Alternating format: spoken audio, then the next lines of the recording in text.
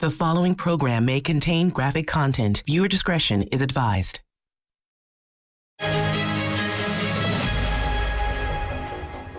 Thank you for watching Court TV Legendary Trials. Let's take you back to that courtroom for more in the death of baby Dylan trial. Sir, would you state your name for the record? Stephen Ray Gamble. How do you spell your last name for the court reporter? Gambill. And where do you live? I live in Otway. How are you employed? I'm a union electrician. And do you serve your community as a volunteer fireman as well? Yes, sir.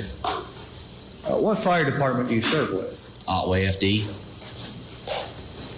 And what are your duties there? Basically, I'm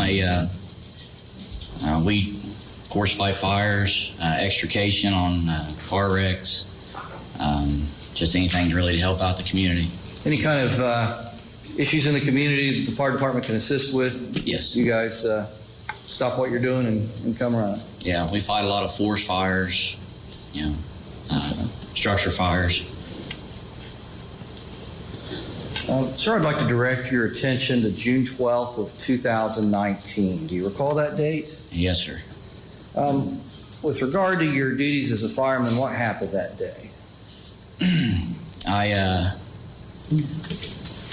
I got home about 4:30 from work, and the call had already come in. The call come in as that we needed to call dispatch to get details for the run. And usually when it's usually something different, not a typical run that we go on. By the time sorry to interrupt. Could you explain to the jury, as a volunteer fireman, how you're called to duty, so to speak? We all have pagers, radios that dispatch county can set off to let us all know that we need to have a fire run. When that goes off, we all report in that we've acknowledged the page and report to the fire department. Okay. And you indicated this one wasn't the typical call. No, typically they tell us, Otway FD, you have a run.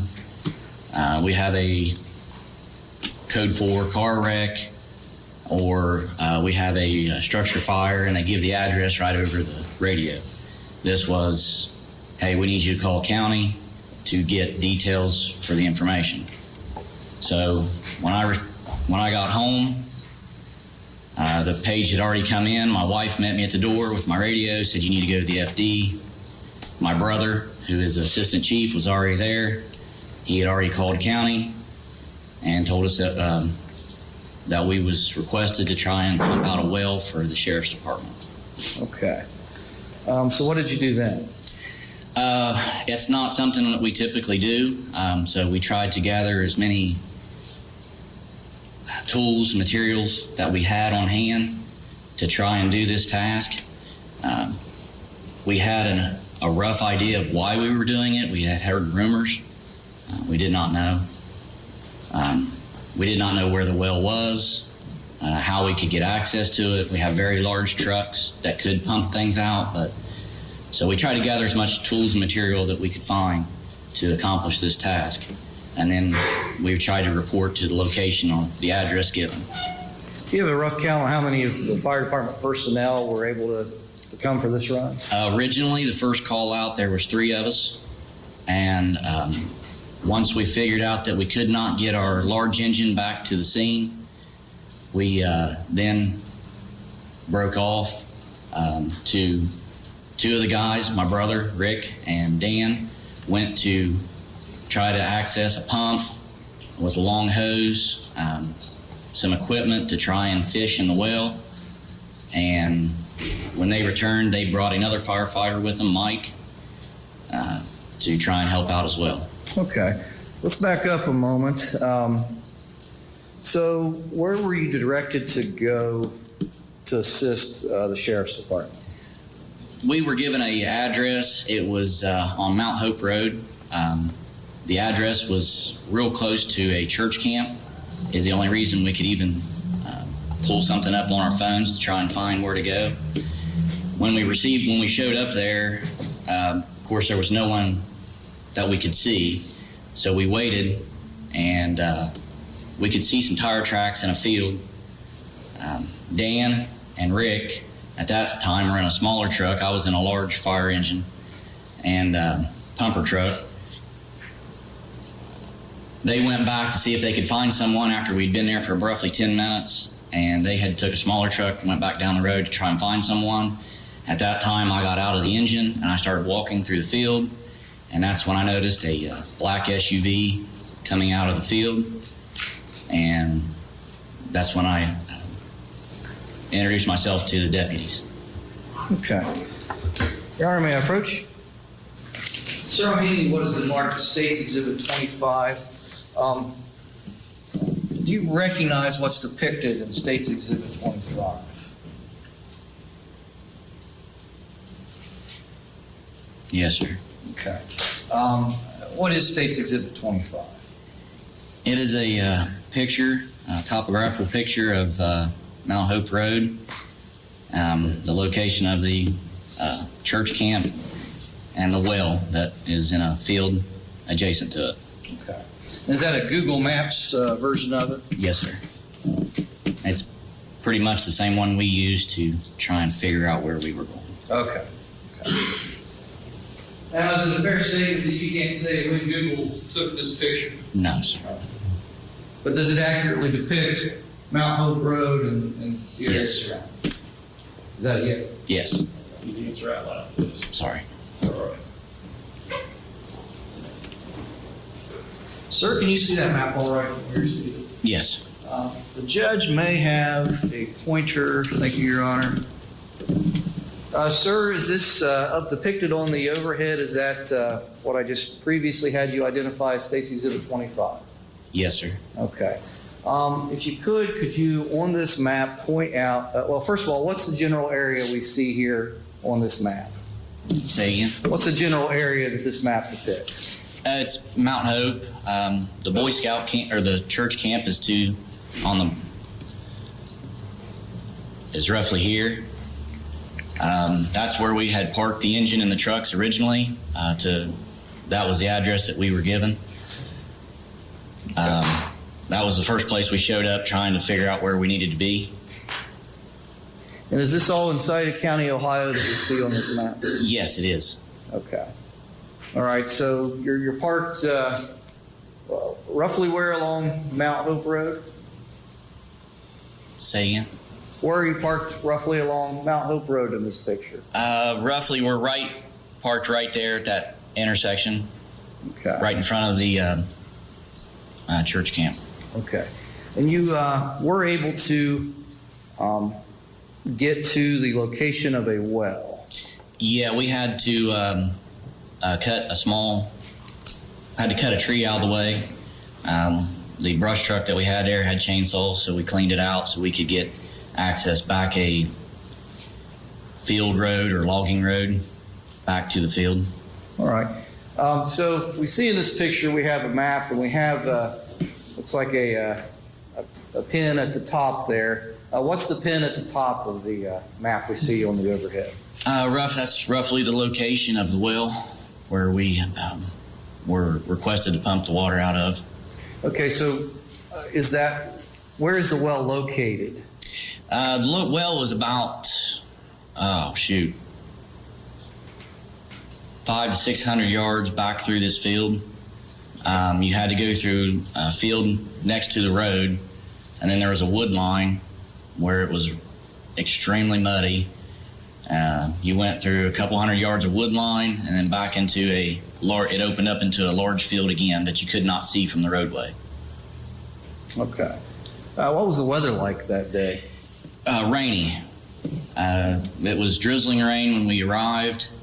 It's a little cool for June, and then the rain just continually picked up as the day went along. Do you recall the weather for the week or the weeks before? Do you recall what the weather was like that June? Pretty typical June weather. I mean, it was, most days sunny, I guess. Ohio. Yeah, one day one thing, one day another. Or every 5 minutes one thing. Yeah. Something else another 5 minutes. All right. So, so you get to this field. Who's with you when you get to the field? When we get to the field, it is myself, my brother, Rick Gamble, and Dan Shirey. Okay. Is there anyone else there besides volunteer firemen? Yes, there were 3 detectives. Okay. Did you see the well when you got to the field? No, you could not see the well until they walked us over and pointed directly at it. Could you describe it to the jury? What did the well look like? The well was ground level. It was completely surrounded by grass. The grass at the time was probably 2 to 2.5, 3 feet tall. You could have just walked right into the well. You couldn't see it. The detectives took us over, pointed at the well, and asked us to try and pump the water out. There's no way you could have possibly seen it. Up next, details about the location where Dylan was found. That's Rick and Mike attempting to get the hard suction hose down in the well so we can prime it to begin pumping out the well.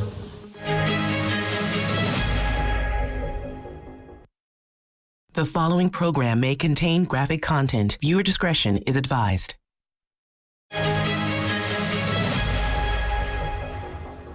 This is Court TV Legendary Trials. I'm Judge Ashley Wilcott. Thank you for joining us. It would not have been easy to go down a 30-foot well expecting to find the remains of a baby down there. But that's what happened in the case of baby Dylan, whose parents were on trial accused of murder. The jury heard the step-by-step process that firefighters took to recover the remains of the 2-month-old. Sir, could you peruse those exhibits for me? Sir, what are these exhibits? I'm going to put them up on the board. For the record, Your Honor, I'm placing on the overhead what's been marked State's Exhibit 26. Sir, do you recognize this State's Exhibit 26? Yes, sir.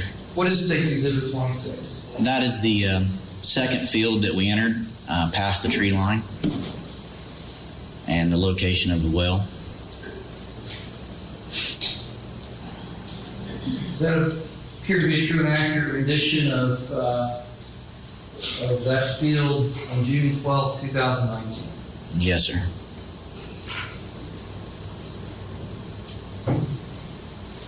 For the record, this will be State's Exhibit 27. Sir, what does State's Exhibit 27 today? That's the same field, and that is close to the well location.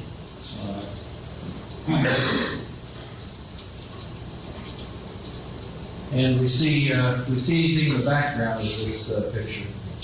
Yes, that's the SUV of the detectives that I first encountered when walking into the field. Okay. Is this a true and accurate depiction of the scene on June 12, 2019? Yes, sir.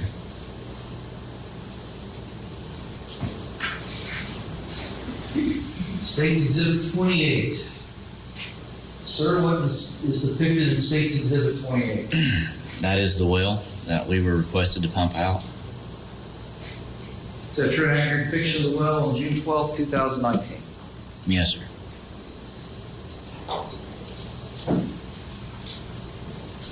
State's Exhibit 29. Sir, what does this depict? That is the well that we were requested to pump out.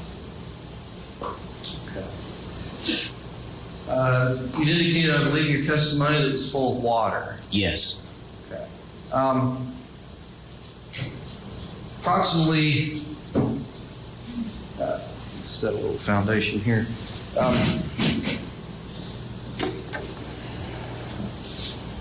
Sir, we'll get into the details a little bit later, but at some point in you and the other firemen's recovery, did you get a rough estimate of the depth of the well? Yeah, we were told when we showed up on location that the well was roughly 30 feet deep, and that was real accurate, come to find out. Okay. All right, so you arrived at the scene.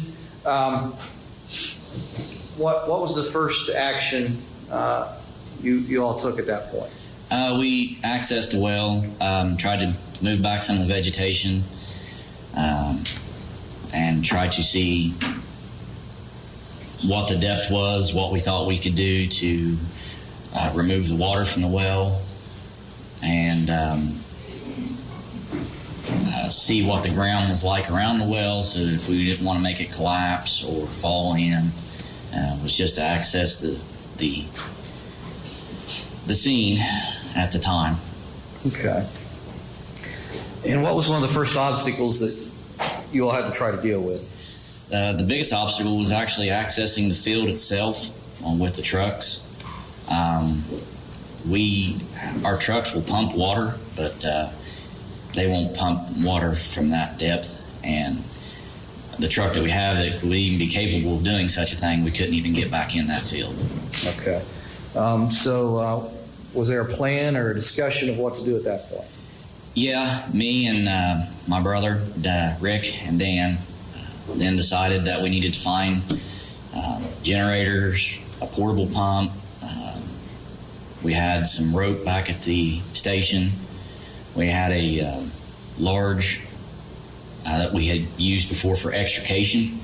It's a large metal hook that was heavy enough that we felt like if we hung it down there that we could feel something with it as we slowly moved it around. Then at that point, everybody went to gather these materials. Okay.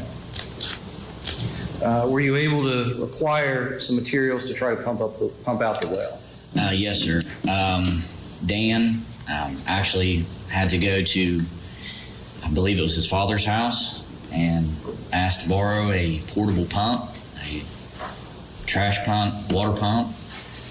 It had a motor on it, so that we could portably get it back there, and he had several feet of hose to try and pump out the well.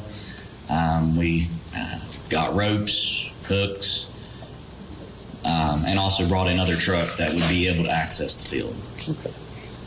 All right, may I approach? Sir, how many would have been marked as States Exhibits 30 and 31? Could you take a look at these items, please?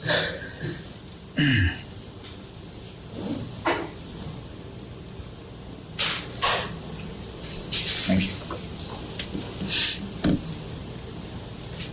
So I'm going to place States Exhibit 31 on the overhead projector. Sir, what is depicted in States Exhibit 31? That is Rick and Mike. I apologize, States Exhibit 30. Oh, I'm sorry. That's Rick and Mike attempting to get the hard suction hose down in the well so we can prime it to begin pumping out the well. Okay. Who is holding the hose? That's Mike. The assistant chief in the white hard hat is Rick. That's my brother. Okay. States Exhibit 31. What does this depict? That's the hose in the well that we were pumping out with the trash pump. And do these two pictures accurately depict the scene On June 12, 2019. Yes, sir.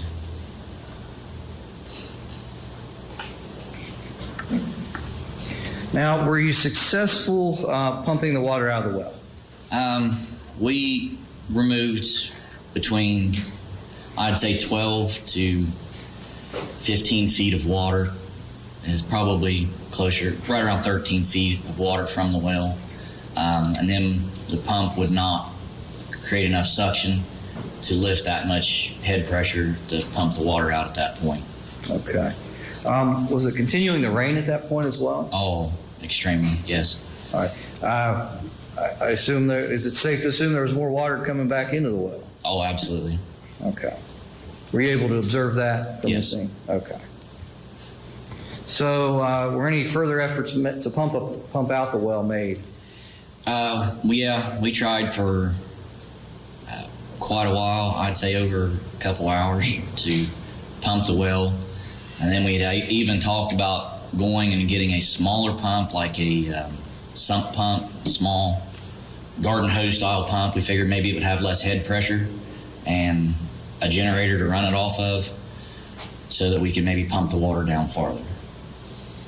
And we did not at that time. Okay.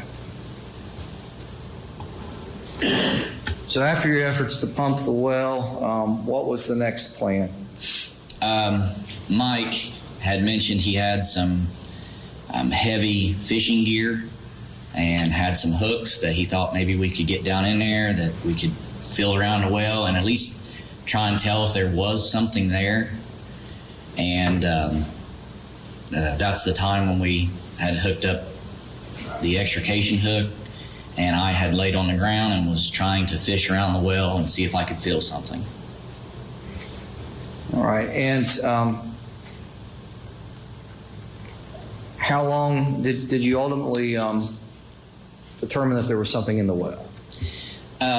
When we was trying to pump the water out, I had the hook in the well and was moving it around, and I couldn't tell if I was hitting the hard suction hose that we used or if I was hitting something else. I could feel something with the hook, but I had at that time had no luck in actually hooking it at that time. After they quit pumping the water out, and was the pump hose removed at that point? Yes, sir. Once we figured we could not pull any more water out of the well, Mike had went to see if he could find some heavy fishing equipment, something, and at that time we pulled the hoses out and given me a little better access to move the rope. The way the well was shaped at the top, it's very small hole, a few feet in diameter, and then the well would actually, as it went down, it got bigger. So when they moved the hose, it let me lay down and reach my arm farther down in the well and move the hook around, and that's when I was like, I'm pretty sure that I felt something in the well.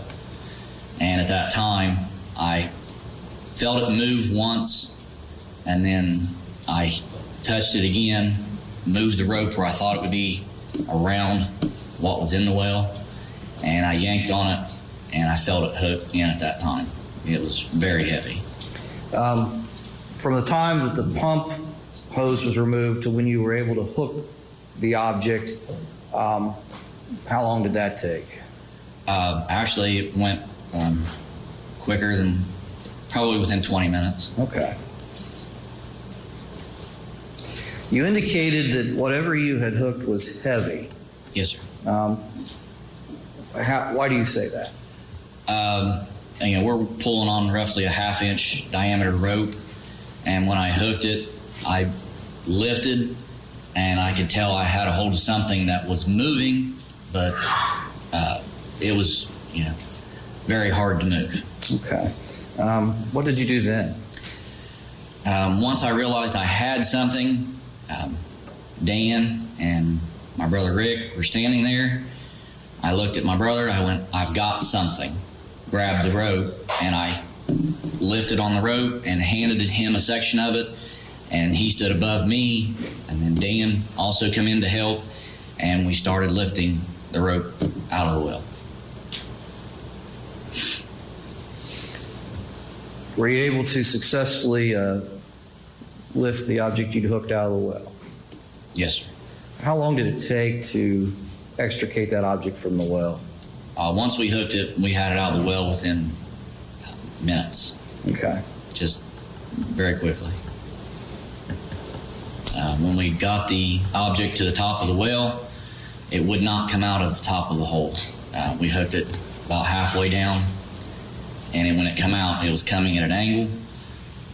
So when we got it to the top, we couldn't lift it out with the rope, and that's when I laid on the ground, grabbed the crates, repositioned them, and then lifted them out and rolled it onto the ground. Could you describe what you saw pulled out of the well? Yeah. It was 2 milk crates. The milk crates were tied together, open end to open end. They were tied with copper wire, I believe, tie wire. It looked like they used. Could even been a few tie wraps or zip ties on it. Then there was a chain wrapped around it with padlocks, and you could see the rocks inside it. Okay. Did you notice anything else at that point?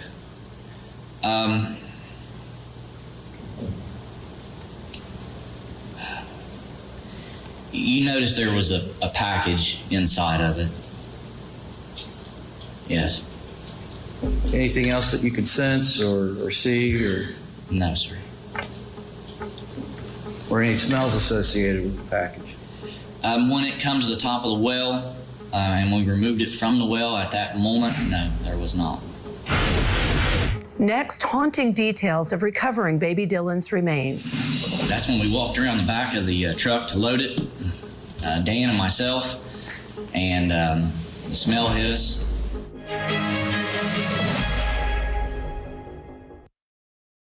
The following program may contain graphic content. Viewer discretion is advised.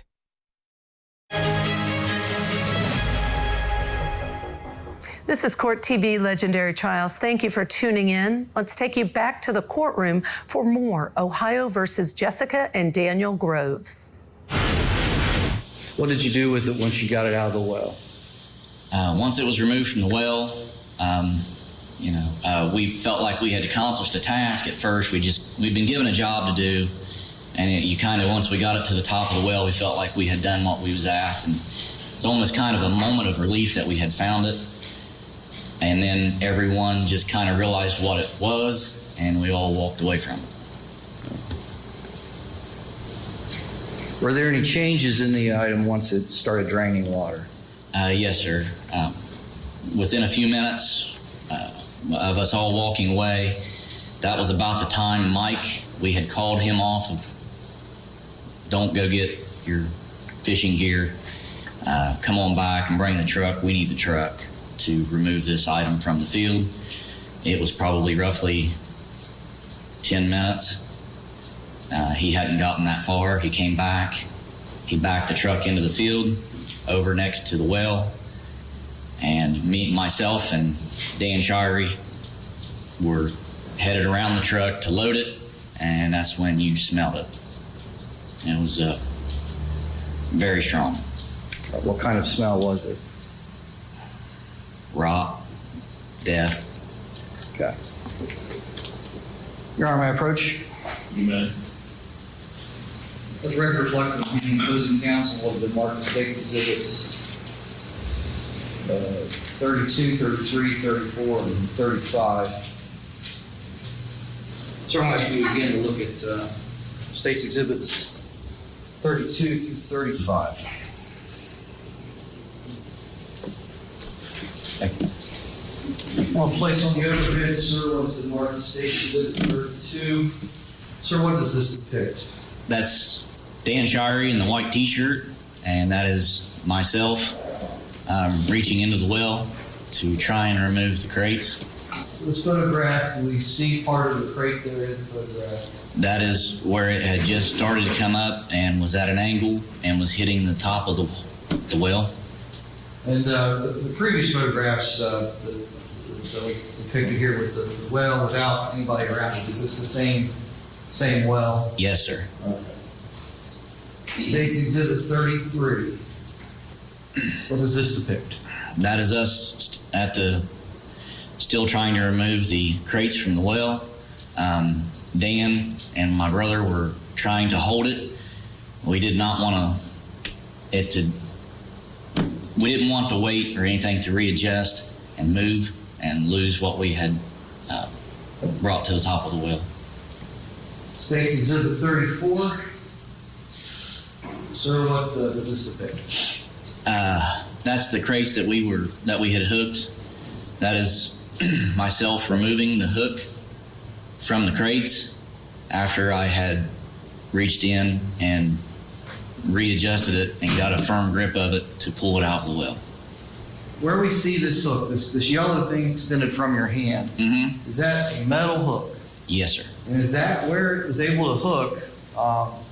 Just by luck. Yes, sir. State's Exhibit 35. Sir, what is this exhibit? That is the crate once it was removed from the well, and we removed the hook and equipment from around it.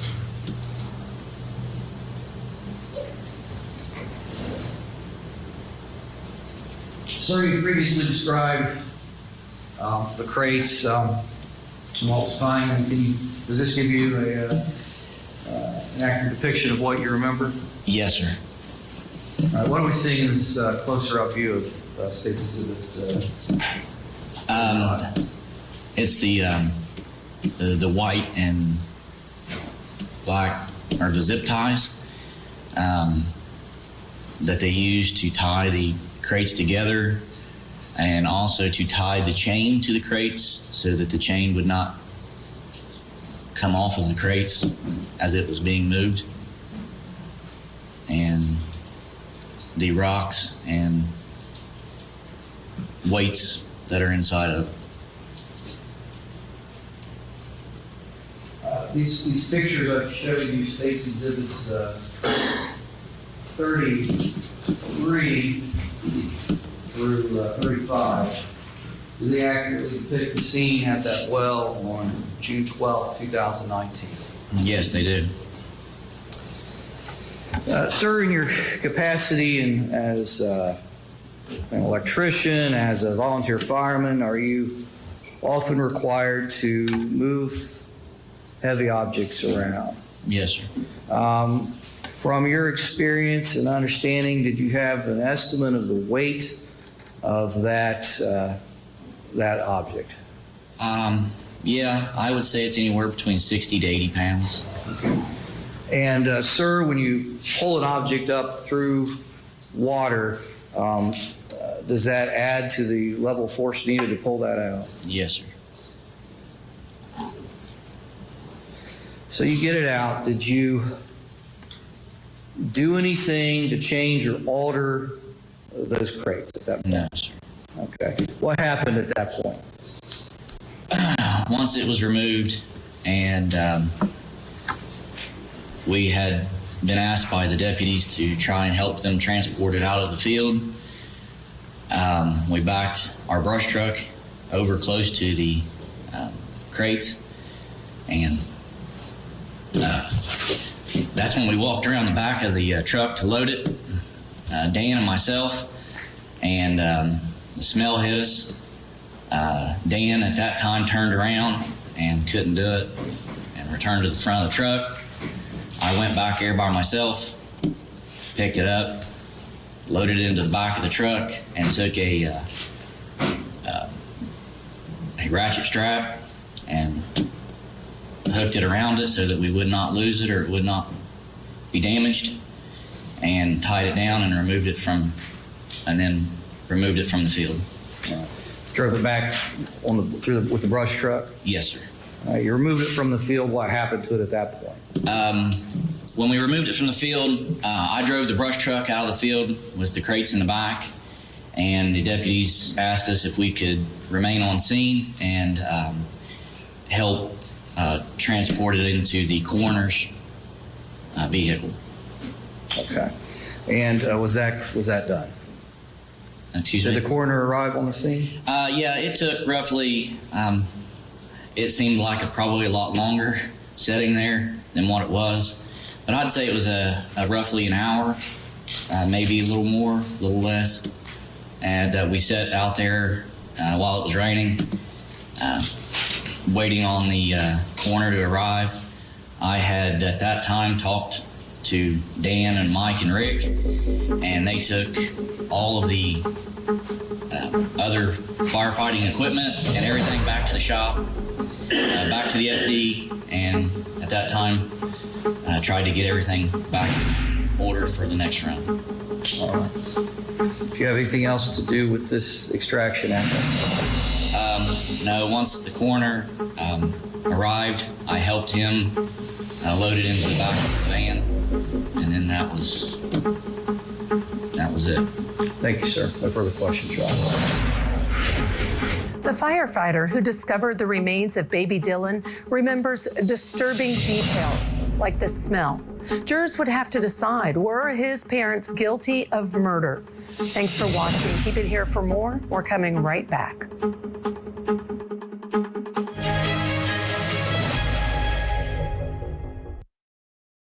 The following program may contain graphic content. Viewer discretion is advised. So were you at their vehicle speaking to them? Yes, ma'am. And did you see who all was inside the vehicle? I seen the two deputies sitting up front, and Was there a passenger in the back seat? yes, ma'am. Do you see the gentleman sitting over there in the gray shirt? It was Daniel. Daniel Rose? Yes, ma'am. So you know who he is? Yeah, we went to school together. Okay. Are you familiar with Daniel and Jessica Grove? I just know of them, don't really know them personally. Okay. Welcome to Court TV Legendary Trials. I'm your host, Judge Ashley Wilcott. Thank you for being with us. The remains of baby Dylan had been found wrapped in plastic bags and blankets, secured by duct tape. He was then padlocked inside milk crates in a 30-foot well. That's what the firefighters who helped recover the missing baby testified to during the trial of Dylan's parents. Daniel and Jessica Groves had been accused of murder and other charges. When you encountered the deputies coming out of the scene originally, when you got to the scene, you stated that you walked into the field after you did not meet any law enforcement Yes, or yes, other ma'am. emergency personnel on the roadway Yes, ma'am. at the address that you thought you were being called to, correct? Yes. When the vehicle that you encountered that you believe had some type of law enforcement personnel in it as you were walking down that fieldway, did you see who all was in the vehicle? No, not at first. Okay. I was in, street clothes at the time. My turnout gear was in the truck. I was just walking through the field, so I grabbed my radio, yelled at my brother and Dan that I believe I had found someone, that they should come back. And at that point, the deputies pulled up and identified themselves. Okay. So were you at their vehicle speaking to them? Yes, ma'am. And did you see who all was inside the vehicle? I seen the two deputies sitting up front, and Was there a passenger in the back seat? yes, ma'am. Do you see the gentleman sitting over there in the gray shirt? It was Daniel. Daniel Rose? Yes, ma'am. So you know who he is? Yeah, we went to school together. Okay. Was he the person that was sitting in the back seat of that law enforcement vehicle? Yes, ma'am. Okay. Thank you. No further questions, Your Honor. Thank you, Ms. Scott. Any redirect, Mr. Teeman? Sir, thank you. Says witness excused. Yes, he is, Your Honor. Witness is excused, Your Honor. You're free to go. Thank you. Mr. Teeman, you may inquire. Sir, would you state your name for the record? My name is Dan Shirey. How do you spell your last name for the court reporter? It's Shirey. Where do you live? Right around Otway, Tick Ridge, Otway. All right, it's my understanding you're a volunteer fireman. Yes, sir. Who do you serve with? Otway. And what is your role at the Otway Fire Department? Just a firefighter. How long have you been with the Otway Fire Department? About 8 years. What are your you mentioned you're just a firefighter. I think you're being somewhat self-deprecating. What do you do there at the fire department?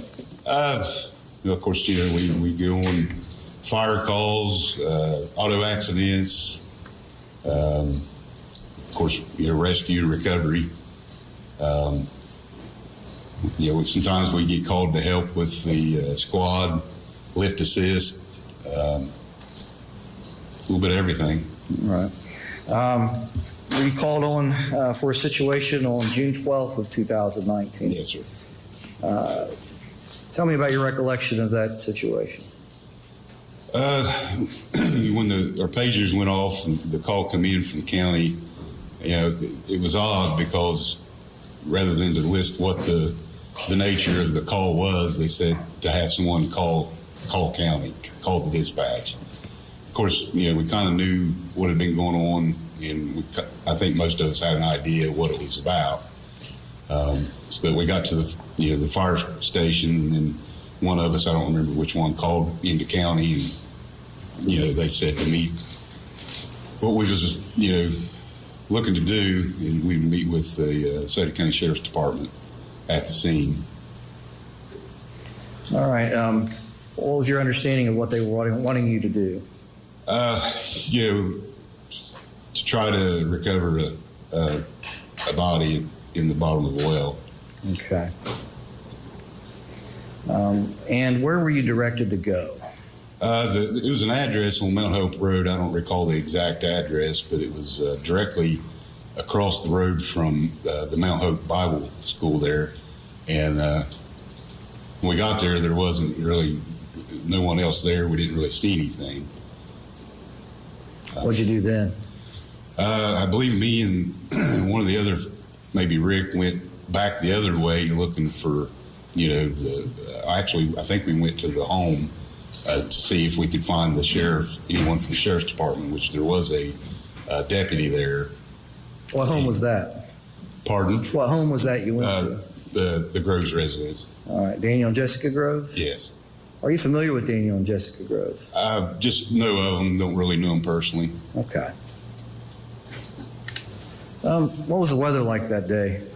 It was rainy, pretty heavy rain. So at that point, you're at the Groves residence, you see a deputy. What happens then? He told us that I believe Captain Murphy and a couple of the other folks that we needed to meet with was down out the road or in the field looking for this well. So we just headed back to the initial spot where we had stopped to begin with, across from Mount Hope Bible School. Were you able to meet up with Steve Gamble at that point? Yes. Steve was in one of the bigger engine, just staying at that scene to see if anybody ever come to kind of guide us where to go. Are you familiar with the terrain out there on Mount Hope Road? Somewhat. Now, what was the terrain like? It's hilly, curvy, hilly. Typical for kind of out in that area. And were you provided additional information as to where to go at that point? Yeah, eventually the folks from the sheriff's department come through the field and told us where we needed to go, and we kind of followed them back through the field and to the scene of the well. Okay. Was this all even terrain at that point when you're going back to this field? It was kind of hilly and rutted out. The road was it wasn't a really improved road. It was just an old path through a field, basically in back into another field, probably a quarter mile off the road, off of Mount Hope Road. And I think it may even went through a creek bed, and it was pretty rough terrain. We couldn't get a big truck back there, so we had our four-wheel drive brush truck that we drove back along with the folks from the sheriff's department. All right. Who was in the brush truck? At that point, it was I believe it was me, Steve Gamble, and Rick Gamble. Okay. At some point, you arrived at what was known as the well at that point? Yes, sir. And what did the well look like when you first got there? It was really hard to see. It was kind of in the middle of the field. And, the vegetation, it was kind of growed up. And, if you didn't know it was there, it could be kind of dangerous. You could drove right in it or walked in it. Wasn't real big. I would say probably 3 foot, 3.5 foot in diameter. And like I said, vegetation had grown up around it and over it, so you really couldn't see much. Did you notice if it was full? Yes, it was. Full of water? Full water. Okay. Mr. Gamble's already testified a little bit about the efforts that were made to get a pump. What was your role in getting the materials and equipment together to get to the scene? Well, as far as, once we got there and kind of sized up the scene, the thought was, well, we can't get one of our trucks back here to try to pump it, and probably even if we did, it wouldn't pump it because the depth or the deputy said that the well was somewhere around 30 foot, they thought, or that's what they'd been told. And but anyway, from your experience with the well, did that appear to be fairly accurate? Well, yeah. Once we got the other equipment and dropped the hook down and measured the rope that we had dropped into the well, it seemed to be pretty accurate, about 30 feet. Okay. But I went and left the scene to go get a pump, and then come back, and I brought a pump and we tried to pump it, and it only pumped down to about 10 feet, and then the pump wouldn't pump any more after that point. It was too much head pressure to be able to pull the water up that high. Okay. And the whole time, what's the weather like? It's raining pretty steady the whole time. Okay. So what happened at that point? At that point, we'd also brought, some different gears, some ropes and some hooks and different things just in case, to try to use as a retrieval. And Steve Gamble, he had been, even as we was trying to pump, and the pump would lose prime, so it was, and we'd have to go back and reprime it. And, we fought with the pump for quite a while. I don't know, probably an hour at least once we got the pump there.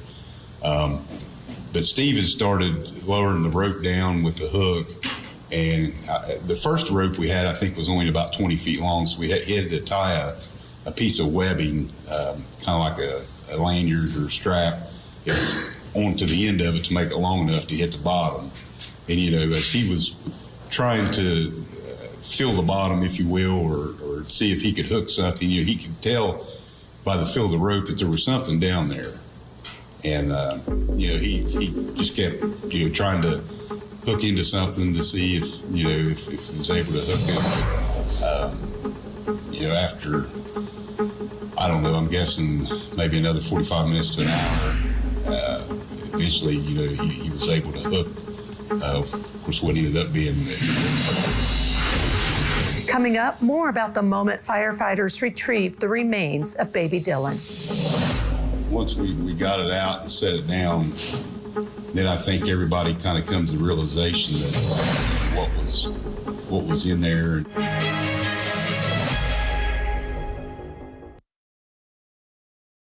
The following program may contain graphic content. Viewer discretion is advised.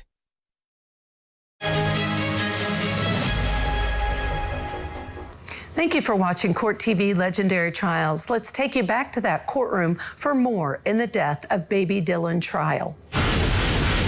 Let me ask you about the timeline on that.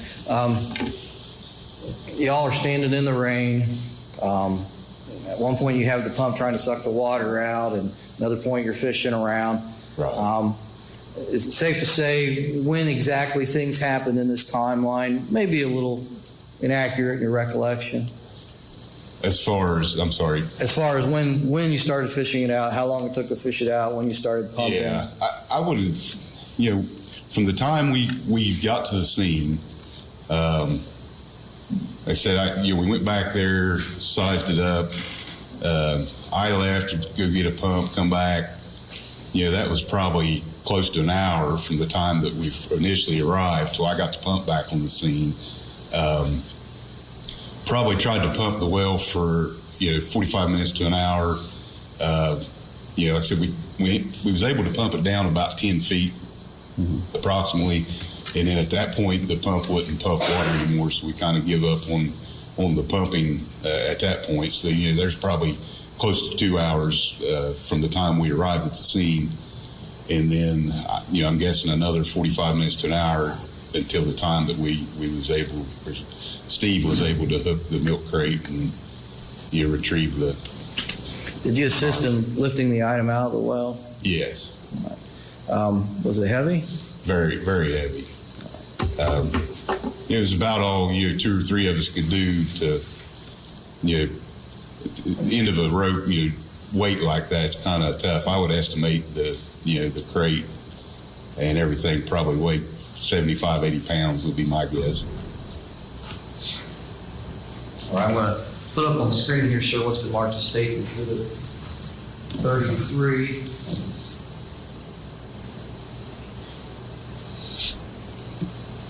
Do you recognize what this photograph depicts? Yeah, it's just at the well, and the crate's just starting to come out. That's you on the right, and is that Steve on the left there? Yes, sir. Okay, is that Rick standing in the background there? I believe so.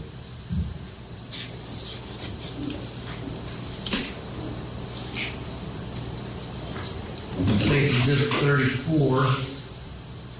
Is this the item that you guys pulled out of the well? Yes, it is. So those 2 pictures accurately depict your recollection of the scene that day on June 12th? Yes.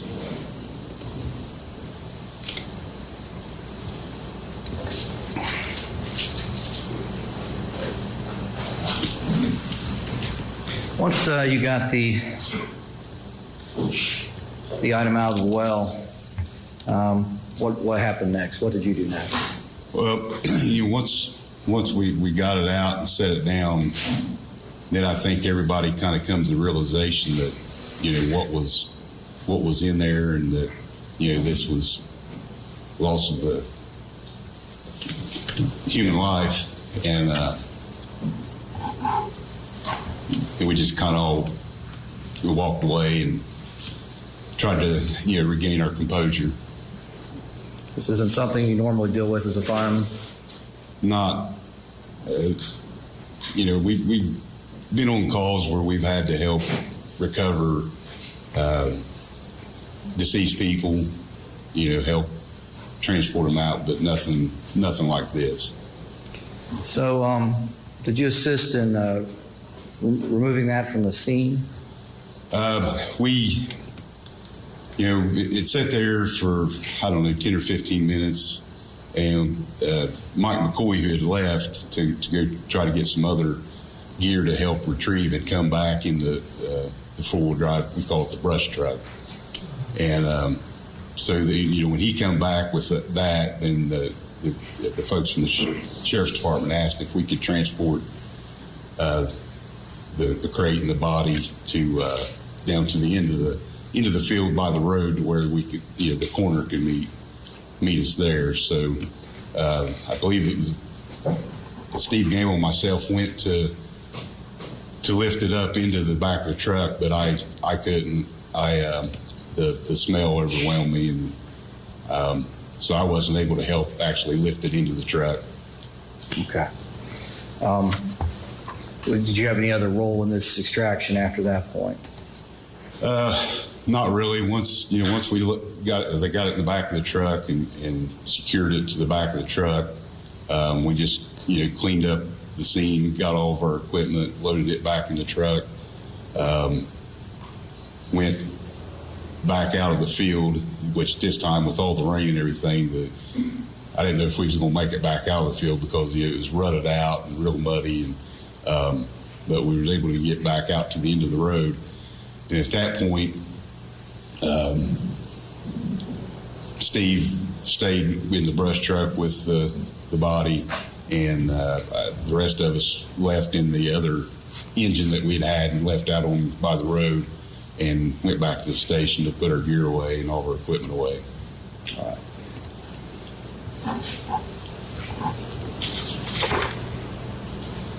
Thank you, sir. No further questions, Your Honor.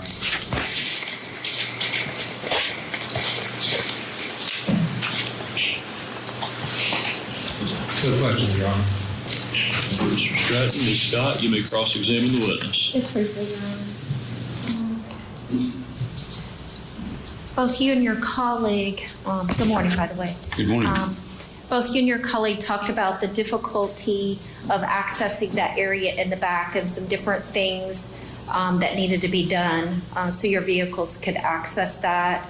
You also talked about the road not being an actual road and it was washed out, different things like that. Do you recall that testimony? Mm-hmm. Yes. Yes. Okay. That's okay. We all have a tendency of doing it. So what would access be like to that area on four-wheelers or something to that effect? Would they still have the same struggle of getting back there on a four-wheeler? It would be a little easier than in a vehicle. Okay. Easier than in a vehicle. But there would still be some difficulties ascertaining that area? For a four-wheeler, probably not so much because, as I explained, it was rutted out. You know, vehicle leaves a rut, and the four-wheeler could probably ride in the middle between the ruts that the vehicle left. Okay. So it could be accessible by a four-wheeler? Much easier than in a Much easier than the vehicle that you were and certainly a attempting fire to use. truck. Okay. Okay, thank you. No further questions, Your Honor. Correct. No, Your Honor. Is this witness excused? Yes, thank you, sir. Ms. Scott? Yes, excuse, thank you. Sir, you're free to go. Next, the medical examiner takes the stand. We received Dylan's body in two milk crates